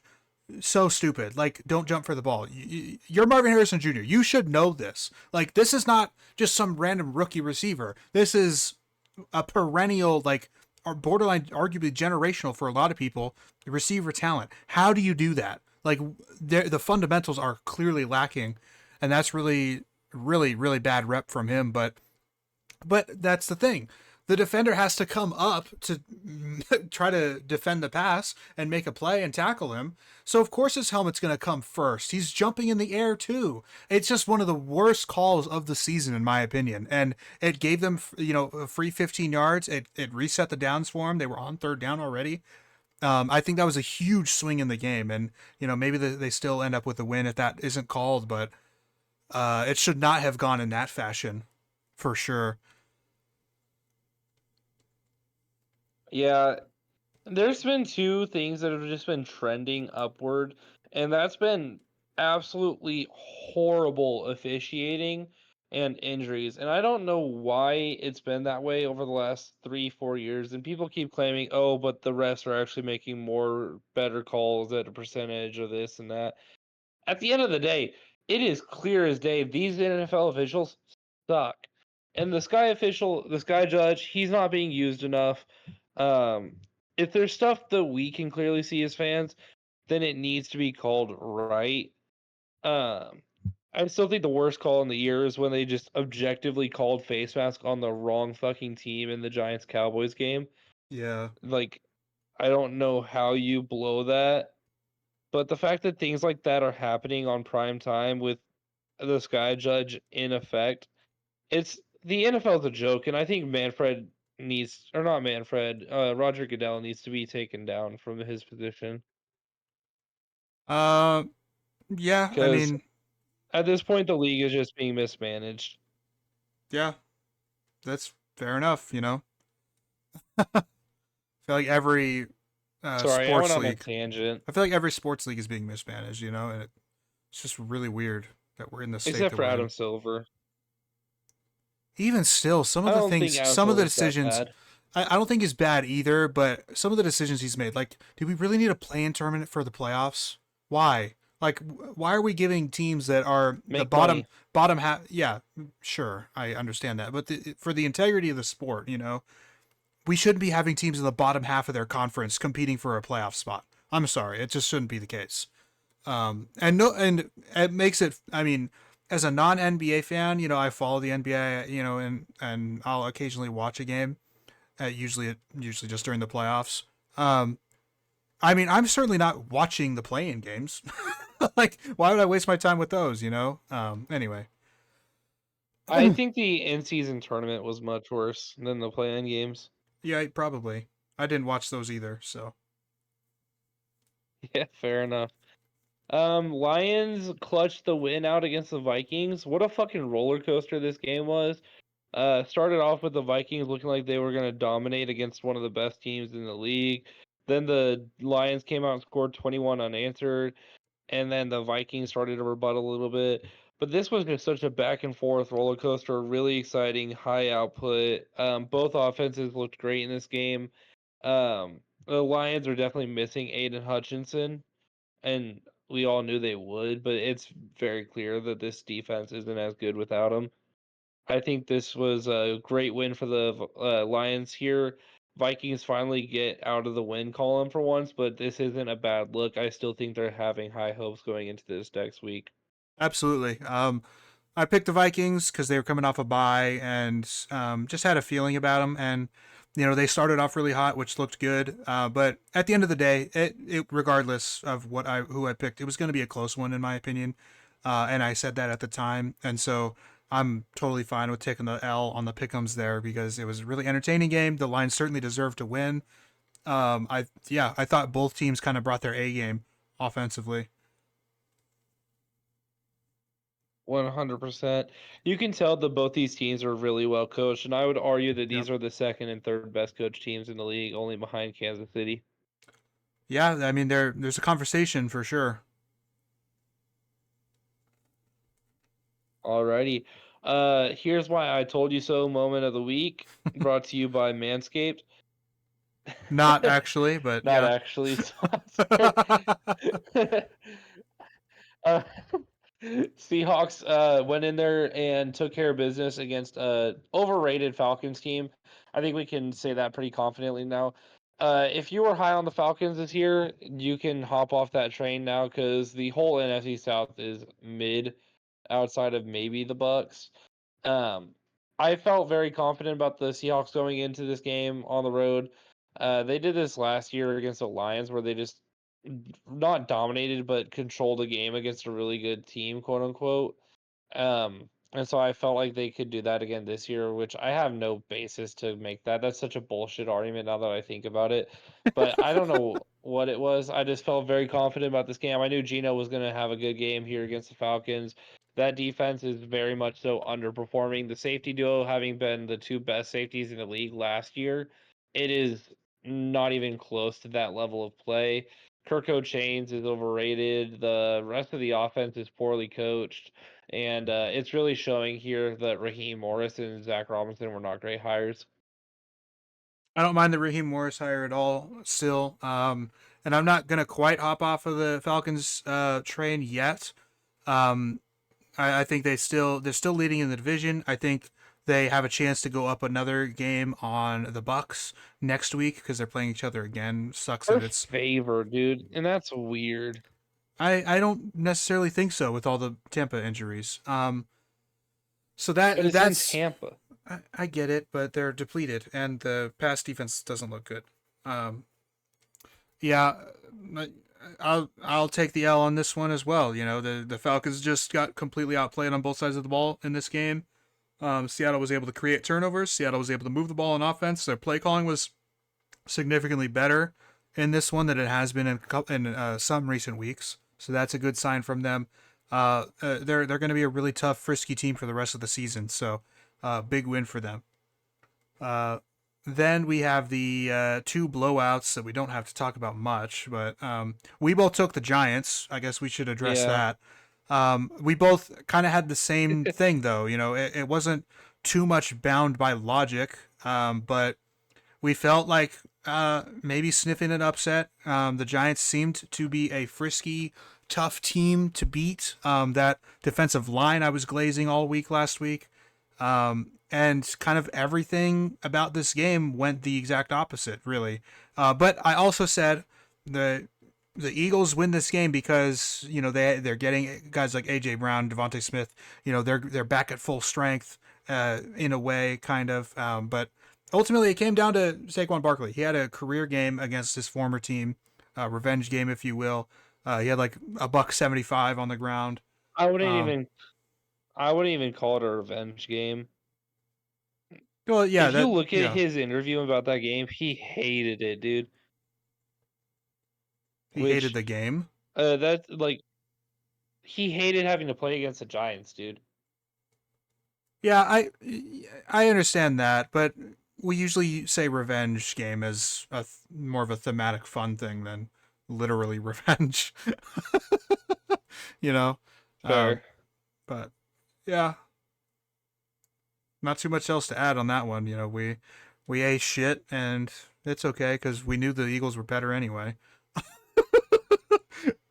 So we fooled you Very all. true. Actually, that was Eagles actually reverse. looked like what they should. That was reverse psychology, folks. We Yeah. got you all. Yeah. Then Yeah, we Washington. tricked you into ruining your pick'em slate. Yeah. Then Washington without Jaden Daniels still looked like a really good football team with Marcus Mariota quarterback. So maybe coaching staff has a lot to do with it there, but not diminishing Jaden Daniels by any means. But Panthers look fucking awful. Commanders look really really good. So I'm excited to see how much the rest of this pans out for them. Yep, absolutely. You want to get into our picks real quick? Yeah, let's run through them Not real real quick, quick. but like our picks of the week. Yeah. Well, we can run through them. We're at a little over 90 minutes now. But yeah, Sounds good to me. cool. I feel like picks are pretty straightforward this week. I don't Maybe. think there's a lot of controversy. I think there are very obvious favorites in a lot of the games. Whether we have some upsets, perhaps, is the question, I guess. But I'm taking the Texans here, even though they looked pathetic on offense last week. I mean, the Colts look pathetic on offense every week with Anthony Richardson starting, and the defense is bad. So I'm taking the Texans. Yeah, I'm also going to be taking the Texans here. Indianapolis is a massive disappointment to any of the troglodytes who thought that they were going to be a division winner this year. Moving on, the Ravens are going to mop the floor with the Cleveland Browns. I feel like it's not even going to be close. I said last week if the Ravens beat the Bucks, that I will not be picking against Baltimore for the rest of the year, and I intend to stand by that. I think All that's a right. pretty safe bet. Yeah, probably. They are rolling. They're one of the hottest teams in football right now. They both sides of the ball. We had concerns early in the year about the pass defense and the defense in general, but they have really picked up and started to look really good again. So, yeah, they're rolling, and we expect them to roll again. This one might be a little tough here. Jets at Patriots. I am going to stick with the Jets, though. I think they're going to be able to get a little bit more going offensively than New England. I am interested to see Drake May in this game, though. That certainly is a factor that makes the upset pick a little more intriguing to me. Yeah, I think the Jets are going to do what they did last time and kind of dominate them. But I do think this is going to be an offensive game, so I do have this game being around like a 33 to around 17 to 20 point game. So looking at about a 54-point score for me. Wow. All right. Next up, I we mean, we're have. looking at two really bad defenses right now. I mean, sure, but that doesn't necessarily mean that the offenses are going to execute either. They're both poorly coached offenses, too. So you never know. We'll see. You could be correct. Next up, Chiefs at Raiders. Fair enough. I'm gonna have the Chiefs continue to roll here. The Raiders look really bad. We'll see how much longer it takes before Antonio Pierce gets fired.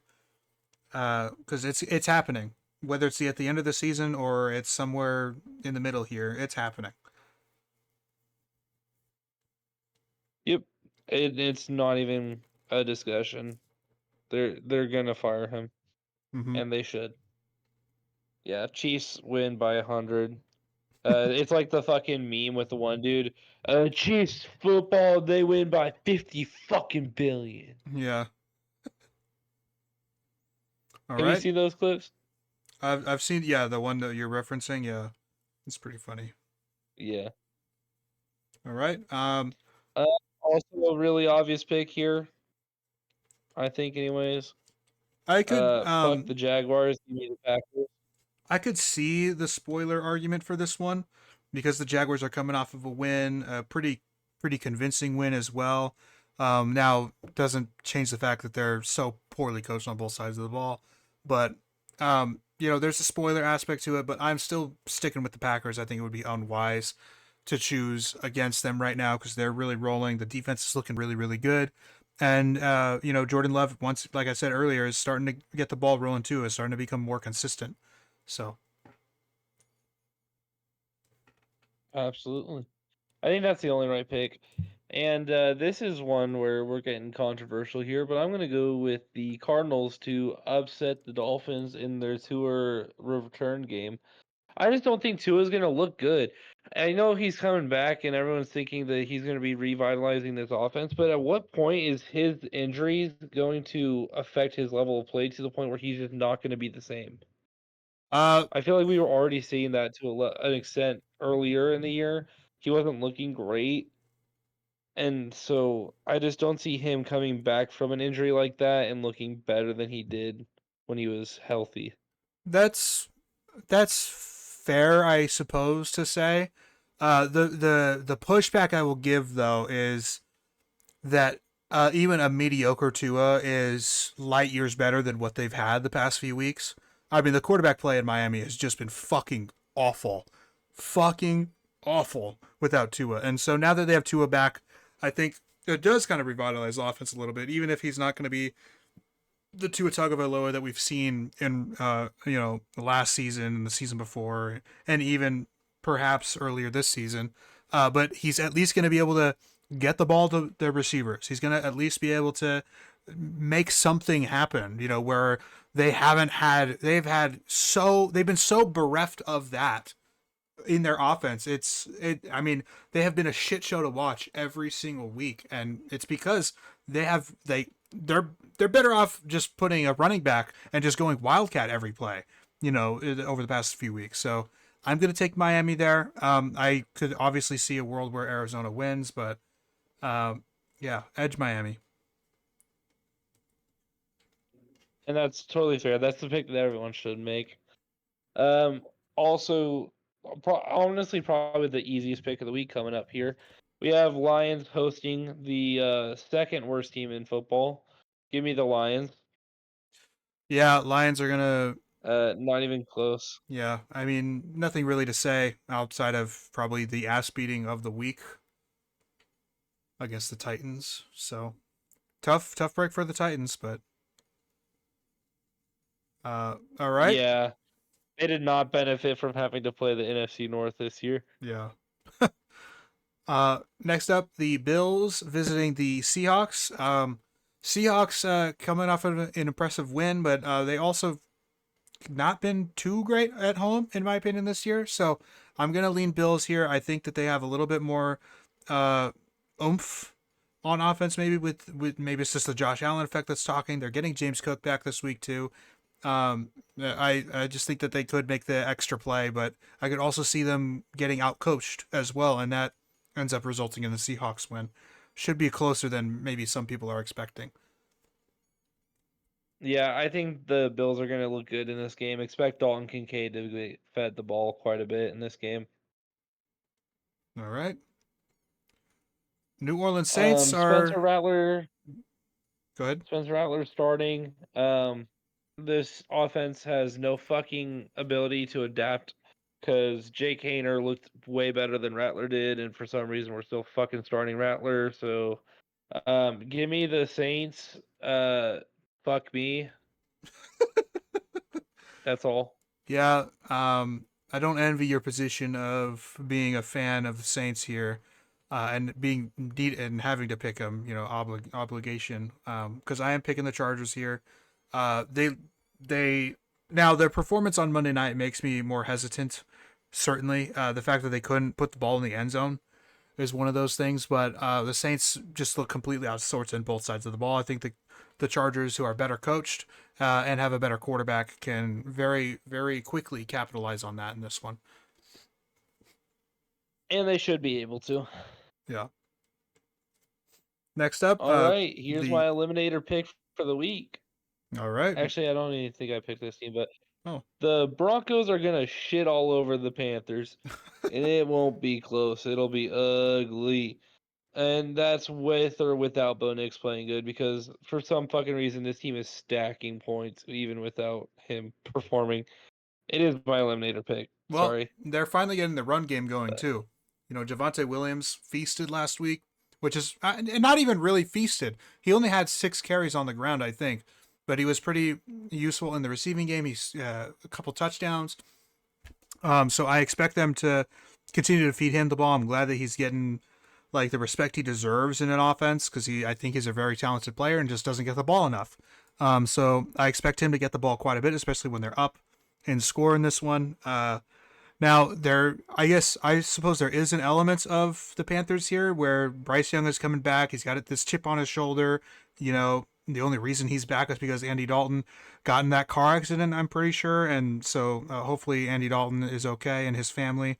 It sounds like they were all okay, which is good to hear. But I'm pretty sure that's the reason why he's not starting in this one. But again, Bryce Young, take the advantage that you take every advantage you get. You know, if you get a game like this against a team like the Broncos that probably shouldn't be at the record or at the prestige that they are right now in the NFL, you got to win this game, you know? So I think there could be that aspect of it where the Panthers do win. I could see it. yeah, I just don't see them having a facet of winning this game. I think Bryce Young gets picked off twice. that could happen too, you know? Um, I look, I'm gonna pick the fucking Bengals, and I'm gonna hate myself for it. I think Joe Burrow is the better quarterback. I don't know why, but I feel like Zach Taylor is the better coach than fucking Sirianni. And the Bengals are probably gonna get blown out, and I'm probably gonna regret my pick. But I'm still gonna fucking pick them because God knows why. Well, I am going against the grain here because the Bengals defense is absolutely atrocious. And so I don't see that a world where they can stop the Eagles offensively.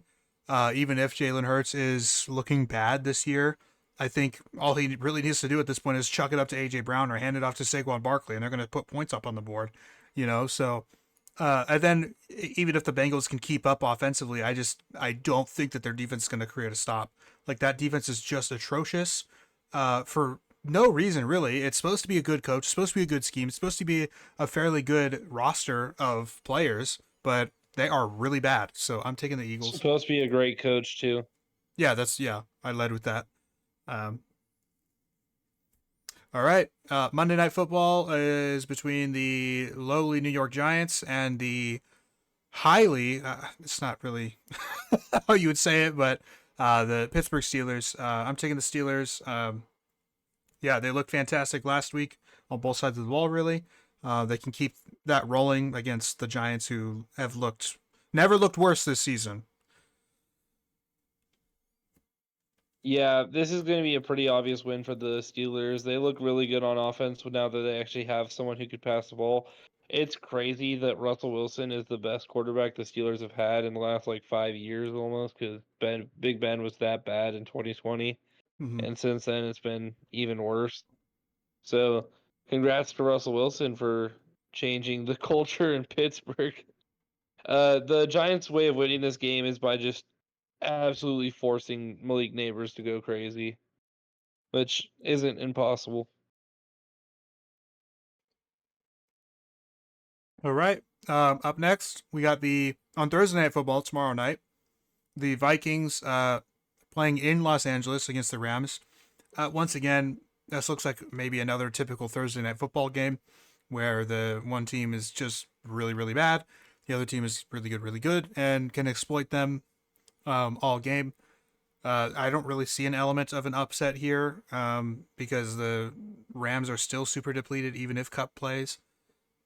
So tough one, but yeah, Vikings should get back in the win column. Absolutely. I think they have a pretty good money line value too here. Yeah, they're only -3 going into this game. So if you want free money, their money line is -155. I would take that in a heartbeat because the Vikings are going to win this game, and I don't think it'll be close. I think they're going to control it the entire time. Yeah, absolutely. Oh. All right, then we have Moving the on to Falcons visiting the Tampa Bay Buccaneers. They just played each other a couple weeks ago. Sucks that for some reason the schedulers think that these matchups are good to have in the middle of the season, and both of them, and not have one toward the end of the season. But here we are. Like I said earlier, the Bucks are too depleted for me right now. They can absolutely win this game, but I just have a feeling about the Falcons in this one. I think they can get back in the win column here, get back rolling. The Bucks pass defense is bad, evidently. So I'm gonna go ahead and take the Bucks here at home. I'm taking the better quarterback, taking the better coach. They're at home. Is Godwin and Evans going to make a big difference? Absolutely, but they still have an amazing run offense. And at the end of the day, I don't trust the Falcons' offense whatsoever. Kirk Cousins is the only guy that I normally would trust, and this year he just hasn't been the same. Bijan is the most overrated player in all of NFL. Yeah, I'm I'm taking the Bucks. okay, should be a good one. Oh yeah, that's Sunday night. Okay. Then we have the Bears off the bye, going into Washington to play the Commanders. This is a tough one again. At the moment, though, if Daniels plays, I'm probably leaning Washington, but expecting that he doesn't play, so I'm going to be taking the Bears in that case, coming off a bye as well. Pretty similar, except if Daniels plays, I'm like very confident in the Commanders. I don't think it'll be that close. But yeah, without him, I think the Bears win, even with Mariota playing as good as he did last week. Mm-hmm. All right, and then the final game, In the next and final game, Sunday Night Football we between have the Niners. yep and the Cowboys. Sorry, that No, was yeah, fucking no. bad. It's on me because of my internet. So viewers, listeners, apologies on my behalf because the ping is bad right now. Uh, Now there's no issue in the recording, but Jacob's getting what I'm saying like almost a second later than when it's actually being said. So there's been a lot of interrupting. It's not intentional by any means, but yeah. So look, I'm picking the Niners. Cowboys are coming off a bye. If the Niners lose, I'm kind of pushing the panic button at that point. But they can still get right after the bye. But they're the better team, better on offense, better on defense. Shouldn't be a problem. Yeah, this should be a pretty easy opponent for the Niners. I think they're probably going to win in a dominating fashion. I see them winning like the Saints did at home against or in Dallas against the Cowboys.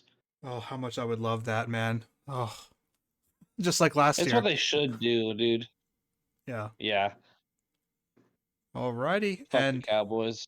that wraps up our pick'ems. And I guess that wraps up our show too, Jacob. If you do, you have any last thoughts or things you wanted to add? No, not particularly. You might want to cut it here because I actually am gonna go throw up real quick. I'm so sorry. Oh, okay. Yeah. Don't worry about it. Yeah. Okay. Well, while he does that, I'll close out. Thank you guys so much for listening. Hopefully Jacob's feeling okay, but yeah, we're gonna close out anyway. Please show us some support. We'd love it. I'm starting to make some graphics for our drafts and stuff, so check those out on Instagram and on Twitter. Thank you all very much, and we'll see you.